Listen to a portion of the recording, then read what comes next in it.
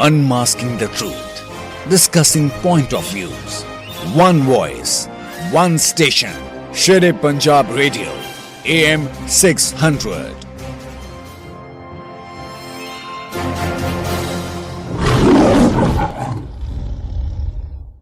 प्रशांत जी, सबसे पहले तो सर ये बताइए कि ये जो आज सुप्रीम कोर्ट ने ये रिफ्यूज कर दिया स्टे इलेक्टोरल बॉन्ड्स को, ये कितना सेटबैक है इस डेमोक्रेसी के लिए?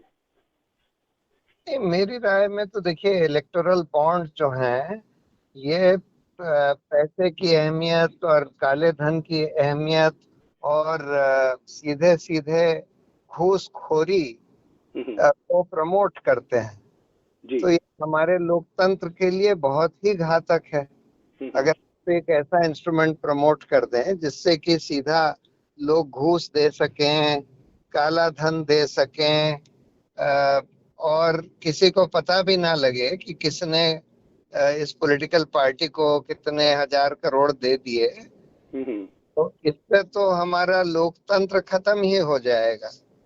और इसलिए सुप्रीम कोर्ट का ये कहना कि क्योंकि 3 साल से चल रहे हैं इसलिए अब चलने दिया जाना चाहिए, ये तो मतलब जो हम लोगों ने इसके लिए जो आर्ग्यूमेंट्स किए थे उसको भी कोर्ट ने एड्रेस किया और यही दिया।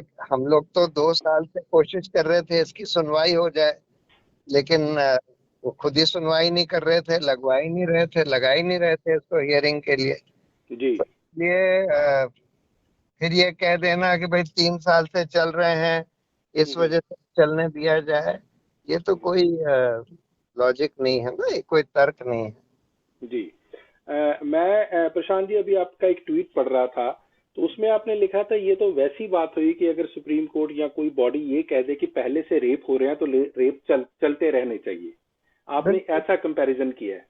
बिल्कुल बिल्कुल, ये तो एक तरह का इलेक्टोरल बॉन्ड्स तो हमारी डेमोक्रेसी को बिल्कुल खत्म कर देगा इस तरह का, क्योंकि पैसे की अहमियत और जो सत्तारूढ़ पार्टी है उसी को मिलते हैं ज्यादातर ये इलेक्टोरल बॉन्ड्स, तो इसलिए ये जो लेवल प्लेइंग फील्ड है वो भी खत्म हो जाती है। और ये कह देना कि भाई चल रहा है तो इसको चलने दिया जाए, ये तो कोई तर्क नहीं जी। प्रशांत जी, एक और चीज आती है कि आपको पता है लगभग 2 साल से तो इसकी पहले तो सुनवाई नहीं हो रही थी, फिर आप एक अर्जेंट एप्लीकेशन देते हैं, एडीआर को आप रिप्रेजेंट कर रहे हैं और फिर सुनवाई होती है और उसके बाद ये बड़ा एक डिसअपॉइंटिंग जो ऑर्डर आता है सुप्रीम कोर्ट से और स्टे नहीं लगाया जाता। और ऑलरेडी आपको पता है असम में और वेस्ट बंगाल में और 3 और राज्यों में इलेक्शंस हो रही है, तो इसका कितना बुरा प्रभाव पड़ेगा? इसका काफी बुरा प्रभाव पड़ेगा। यही सब जो चल रहा है अभी तक, पॉलिटिकल पार्टियों को इलेक्शन के लिए घूस दी जाती है, काला धन दिया जाता है, ये चलता रहेगा जी।